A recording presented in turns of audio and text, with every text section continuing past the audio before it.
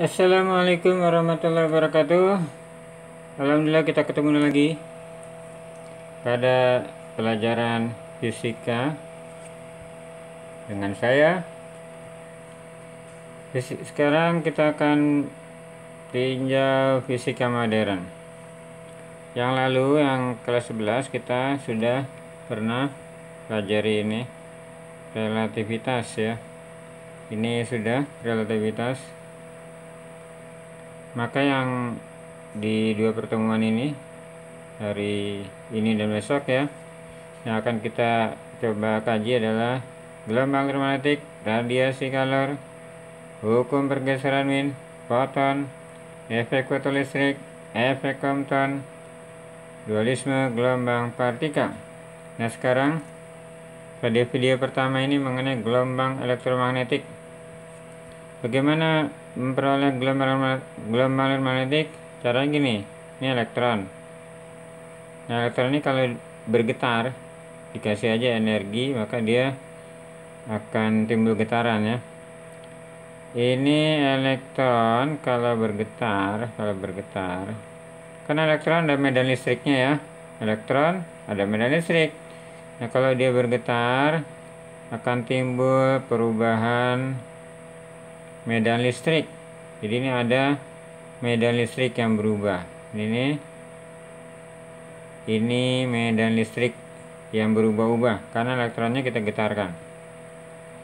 Nah, medan listrik yang berubah-ubah itu bisa menimbulkan medan magnet. Jadi ini medan listrik yang berubah-ubah, timbul medan magnet. Kita cari warna lain, hijau dah ya. Medan listrik menimbulkan medan magnet yang arahnya tegak lurus dengan medan listrik. Jadi ini nih, yang hijau ini adalah B medan magnet. Jadi medan listrik menimbulkan medan magnet. Jadi selama elektron ini terus bergetar, selama itu timbul medan listrik menimbulkan medan magnet terus merambat ke segala arah. Kita lihat bagaimana simulasi dari gelombang elektromagnetik. Simulasi, nah ini kita lihat ya. Simulasi, ini saya tutup dulu. Nah, ini medan listriknya nih, medan listriknya. Kemudian ini ya, ini saya timbulkan nih bidangnya, bidang medan listrik ya, bidang medan listrik. Ini medan listriknya ya, yang tanda panah ya, atas ke bawah itu medan listriknya. Kemudian ada arah getarnya, merambat ke kanan terus, EM wave velocity direction. Jadi arah kecepatan gelombang elektromagnetik ya, ke arah kanan, bergerak ke arah kanan misalkan. Kemudian ini timbullah medan magnet. Jadi medan listrik yang berubah, timbul medan magnet. Ini bidang yang merah nih, kotaknya ini adalah bidang dari medan magnet. Jadi dia terus merambat ke segala arah. Ini coba apakah bisa berjalan gelombang ini. Nah ini ya, medan listrik timbul medan magnet terus merambat ke segala arah. Oke, itu simulasi dari gelombang elektromagnetik ya. Elektron dikasih energi, dia bergetar. Nah getarannya itu akan menimbulkan medan listrik, terus medan magnet, medan listrik, medan magnet, dan seterusnya. Kita lanjut ya. Itu tadi simulasi gelombang elektromagnetik. Kita lihat halaman kedua. Nah ini dia halaman kedua. Sebutkan sifat-sifat gelombang elektromagnetik. 1. Terdiri atas medan listrik dan medan magnet yang saling tegak lurus. Yang tadi itu ya. Ini medan listrik. Kemudian yang tadi tuh medan listrik menimbulkan apa? Menimbulkan medan magnet yang tegak lurus, merambat ke segala arah. Dia merambat nih. Saya bikin arah rambatnya. Nah, ini nih merambat deh, merambat ke kanan ya. Terdiri dari medan listrik dan medan magnet. Medan magnet, oh ini nggak ada tulisannya B, ini B gitu ya. Medan magnet B yang saling tegak lurus. Kemudian yang kedua, medan gelombang elektromagnetik adalah gelombang transversal. Arah getar tegak lurus dengan arah rambat. Arah getarnya, ini nih medan listriknya ini merambatnya kan ke kanan. Arah getarnya ke atas ke bawah. Atau medan magnetnya nih itu arah getar medan magnet juga tegak lurus dengan arah rambat. Gelombang transversal ya. Terus yang ketiga, gelombang elektromagnetik dapat merambat tanpa medium. Buktinya bagaimana? Cahaya matahari sampai juga ke bumi. Padahal matahari lewat bumi itu kan melewati ruang hampa, dia bisa lewat tanpa medium. Yang keempat, sifat gelombang elektromagnetik tidak bermuatan, tidak belok dalam medan listrik maupun medan magnet. Nah, jadi nih, kalau kita bikin ini kutub positif, ini kutub negatif, elektroda positif negatif, kayak baterai gitu, baterai kan ada positif negatif. Jadi ini kutub positif negatif, berarti kan ada medan listrik. Medan listrik dari mana? Dari plus ke min ya. Nah ini nih muncul nih medan listrik nih. Muncul medan listrik yang mengenai ini gelombang elektromagnetik yang lagi merambat. Apakah gelombang elektromagnetik belok? Tidak. Jadi meskipun ada medan listrik E, ini gelombang elektromagnetiknya tidak belok. Apakah dia belok dalam medan magnet? Misalnya nih, ada kutub utara magnet, di sini kutub selatan magnet.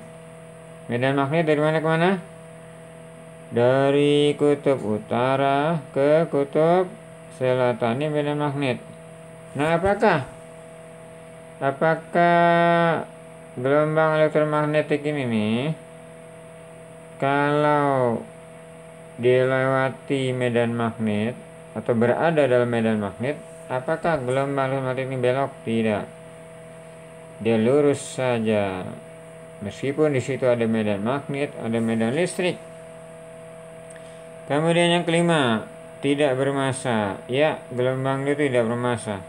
Tapi sebenarnya sih ada gitu ya. Jadi masanya jadi menurut Einstein itu ya gelombang ada masanya juga. Jadi secara umum kita harus mengatakan bahwa gelombang itu ya tidak bermassa ya. Meskipun Einstein itu membuktikan bahwa ini matahari. Terus ini ada cahaya nih. Ya. Ada cahaya. Nah, ternyata cahaya itu bisa belok kalau melewati materi yang masanya sangat besar seperti matahari ini. Jadi cahaya itu bisa belok.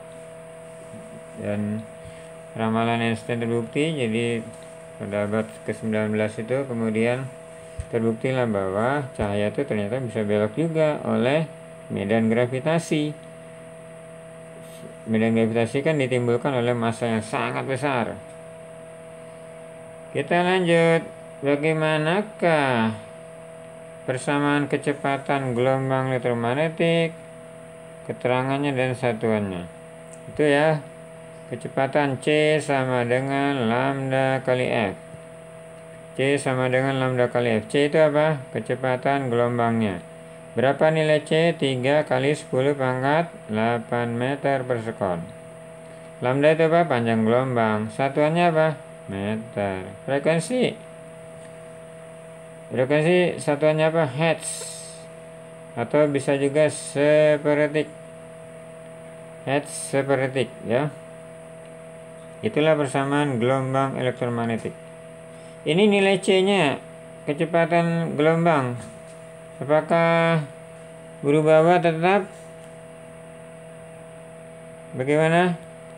Apakah kecepatan ini nih 3 kali 8 berubah tetap? Tetap selama mediumnya sama, kecepatan gelombangnya sama. Di hampa udara segini nih.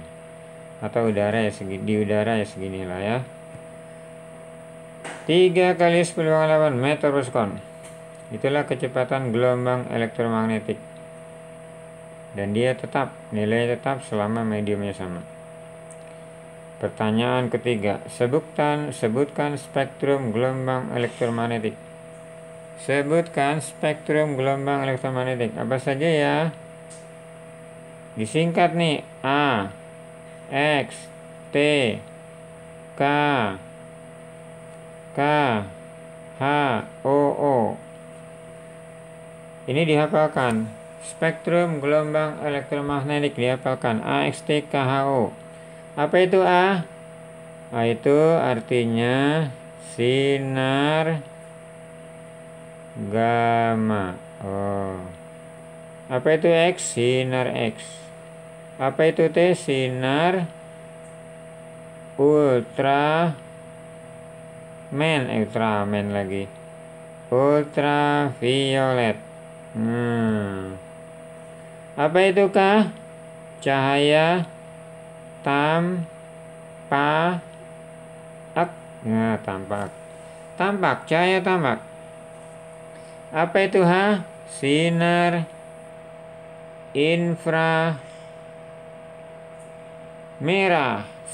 inframerah. Apa itu O? Gelombang mikro. O yang terakhir, gelombang radio. Nah, cahaya tampak dibagi-bagi lagi.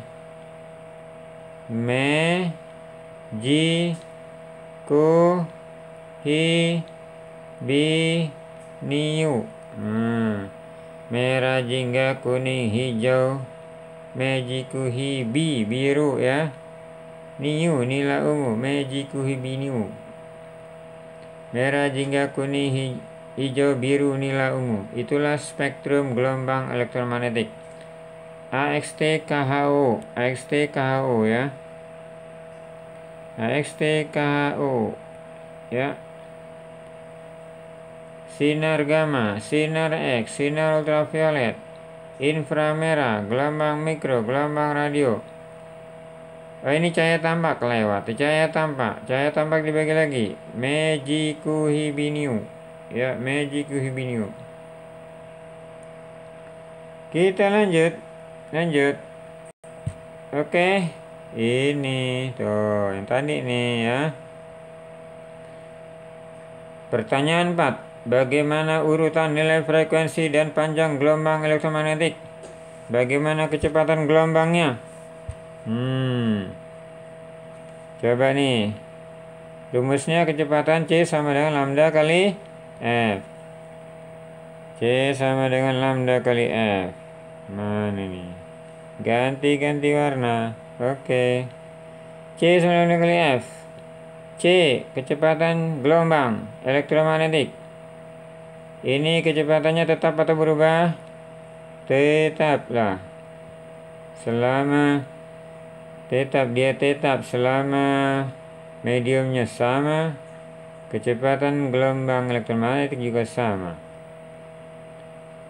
Berarti rumusnya bisa kita bolak-balik nih ya. Berarti lambda bisa sama dengan apa? C per F ya. Lambda sama aja. Berarti kalau F makin kecil, F makin kecil. Lambdanya bagaimana? Makin besar. Sebab C-nya bagaimana? Tetap.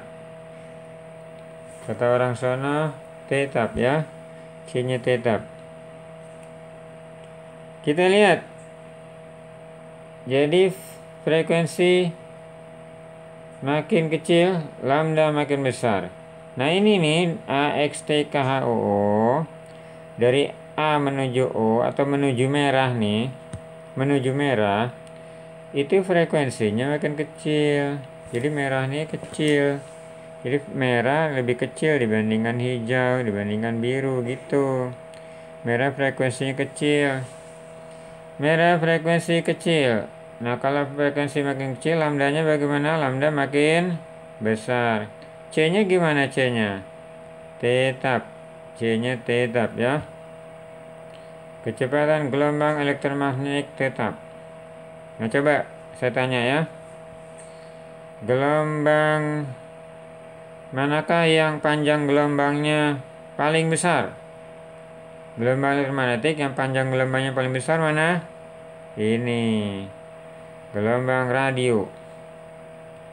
Yang panjang gelombangnya paling kecil. Ini sinar gamma. Sinar gamma tuh panjang gelombangnya paling kecil. Manakah yang frekuensinya paling kecil? Gelombang radio.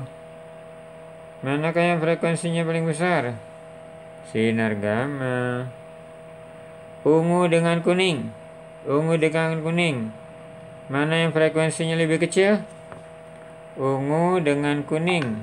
Mana yang frekuensinya lebih kecil? Kuning, karena frekuensi ke bawah kan makin kecil ya. Oke.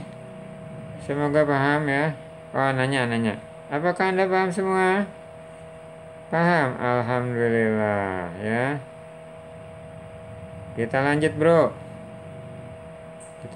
ya. Gelombang radio, pemanfaatannya apa? Komunikasi. Kan ada radio ya. Radio itu kan berkomunikasi, ada AM, ada FM ya.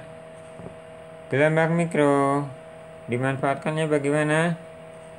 Microwave, radar.